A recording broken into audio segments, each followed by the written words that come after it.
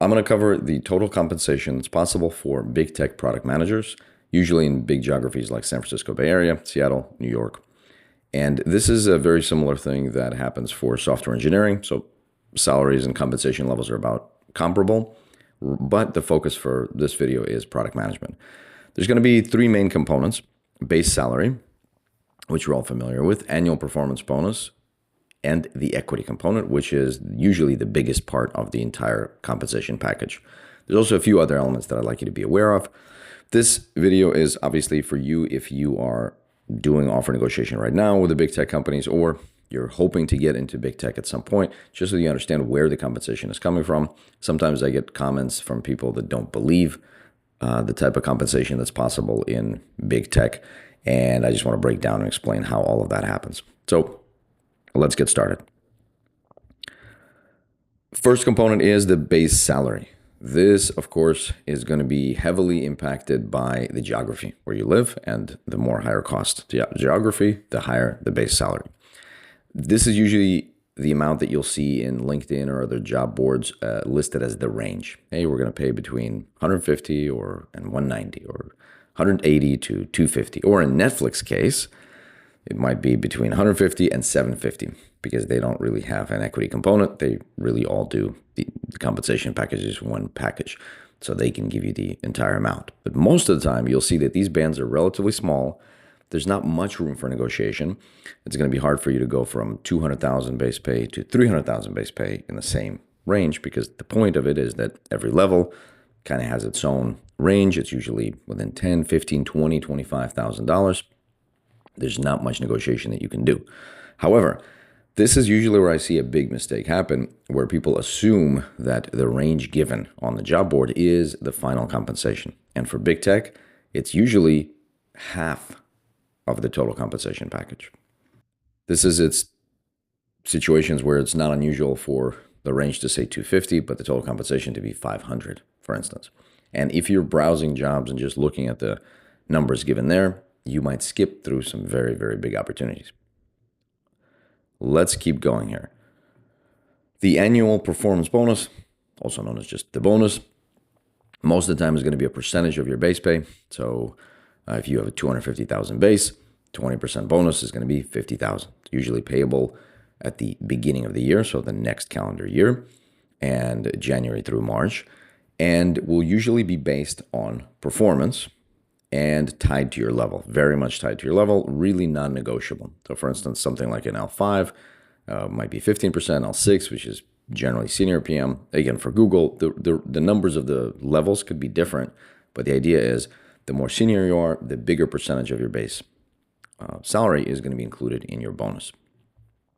It's usually impossible to negotiate this, at least in big tech. So Google, Facebook, Amazon, the bonus is tied to the base salary and tied to your level. So it'll be 15% and it's fixed.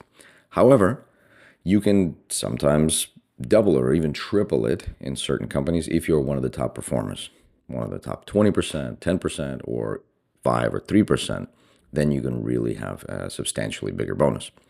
As an example, using the example that we used earlier, for top performers, 50,000 bonus could actually turn into 75 or 100. However, this really top 3 to 8% of the workforce, so don't bet on it. Don't count on it. It's very hard, and you have to play your own game on how to actually get these performance reviews to be where you need them to be. And the final component is the equity. This is the biggest, usually, part of the total compensation. This is usually just a stock grant in the company. We're talking big tech, so we're talking public companies, again, Google, Facebook, Amazon, and they will award you with a certain amount of shares that vest over a long period of time. And if you're new to this, you really need to understand the nuance around here. So since this is the biggest piece of the puzzle in the compensation package, it's really important for you to understand this. Most of the time, the equity component is really only valuable if the company is public, which means it's publicly traded. You can actually liquidate your stock. If you're given $100,000 worth of stock, you can usually sell it for $100,000, or if there's some movement in the stock, you can sell it for $90,000, $80,000, or $110,000, $120,000, depending on which way the movement was. But in a startup valuation and startup awards, they're usually worth nothing. It's funny money. It's not worth anything because no one will buy it. So if you get $500,000 worth of equity on paper in some startup that you're given, that actually depends on you ever being able to sell that equity. And usually the easiest way to sell is if it's a public company. If it's not a public company, then you're kind of hoping for there to be a secondary market where people trade these stocks that didn't yet hit the public market. Then usually you get pennies on the dollar. So your $500,000 stock could be worth $10,000, could be worth nothing at all if there's no buyers. And most of the time, buyers, they're not stupid. They're usually betting on something that has a chance of succeeding. So if your startup eventually looks like it's not going to succeed, there are going to be no buyers, right? Because it doesn't have a chance to succeed. So please, when we're talking about these big compensation levels, please remember that when you get $500,000 total compensation offer from Google, most of the time that means you're taking home $500,000 on your W-2. That's your income. But if you have a $500,000 on paper offer for startups, you might be taking home 150, 180, 220, and the rest is you're rolling up and hoping for a big win, which oftentimes in startups does not happen. Don't get me wrong, I love startups. I just want you to go into it understanding exactly what you're likely to get. All right, so now let's talk about a little bit more about how this equity component works. So you actually get the shares on your date of grant. So let's say you're given $500,000 award. You don't actually get the grant until the date of grant. So if you sign the offer in January, but your grant date is in March, or your start date is in February and your grant date is in March, you're going to get the money and the shares vested or start vesting in March on that beginning grant date. So, and let me explain the way that this actually works. You're not going to get this award all at one time. Usually there's a 4-year, what's called a vesting period, which means the time that it takes for you to actually get those shares. So let's talk about the vesting time frame here. Normal vesting period is 4 years, and usually it's evenly divided, which means you get 25% of the shares each year. Let's say in our example, you have 800,000 for easy math, 800,000 stocks, a grant of Google, and then today at around $200 a share, it's going to be worth 4,000 shares. So you're going to get 4,000 shares on your date of grant, and then every year you would get 1,000 shares because that's 4,000 divided by 4. Now, sometimes they can be front-loaded, which means you get more of your shares in early years. So in the first year and the second year, that might look like 35%, 30, 20, 15, or something like that, where you actually get more shares up front and less shares as you go deeper.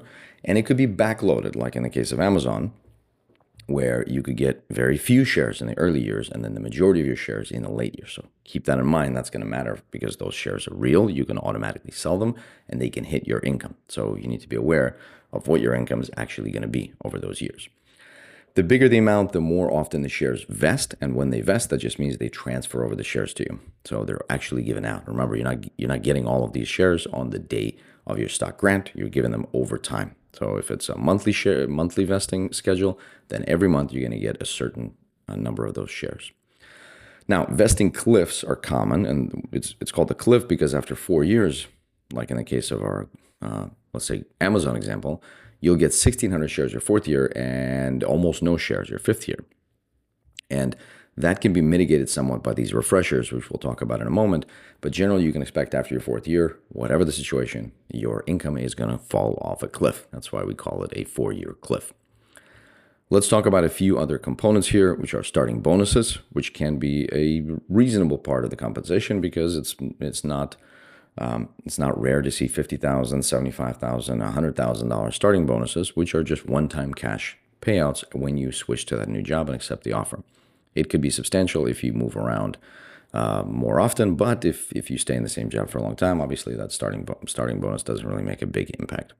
And then the refreshers, which are additional grants, additional equity grants like we talked about here, but they come in every other year, every next year as you start working. So you start out in the first year, you just get your initial grant, but then in the second year, you get another 4-year grant, which is called the refresher, and that's based on your performance. How are you doing in the company? and they effectively set you up with another 4-year horizon of you getting shares. And it could be another even split, like 25, 25, 25, 25, or it can be, usually it's 25% every year, basically. So you can expect to get additional refreshers, which help out with the cliff, because in our example right here, you might be getting $200,000 worth of stock every year, but then a refresher adds another 25. So the first year refresher adds a 25,000 per year. The second year refresher adds another 25 or 50. By the time you're in your 4th year, you might actually be getting, instead of $200,000 from your initial, you might be getting 320,000 from your total shares, excluding appreciation or devaluing that might happen over time. All right, let's go through some compensation examples. If you go and just do a search on the internet, you'll find pretty huge variations for entry level or senior PM. Entry level is 132,000, which is the 25th percentile, which means 25% of offers are lower than that, and 210 is your 90th percentile, so very few above that. When you go for the senior position, you get from 242, 25th percentile, to 583 in the 90th percentile. And the reason why it's a broad range is because there's a lot of different types of offers, different companies, and also offer negotiation matters. And inside PCA, the Product Career Accelerator, we work with you in order to get you the best offer that you can. Of course, we work in the entire process to get you in front of these companies and through the interviews, but offer negotiation is a big element.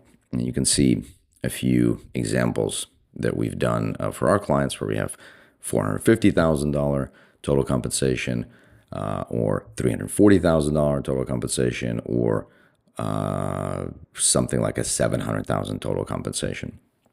Some examples from the work inside the Product Career Accelerator. If you are a proactive, experienced PM and you're looking to get your next top paid PM role ideally in one of these top tech companies, then feel free to look in the description below. There's a link where we could chat more about how we could potentially help you on this journey. Thanks very much. See you next time.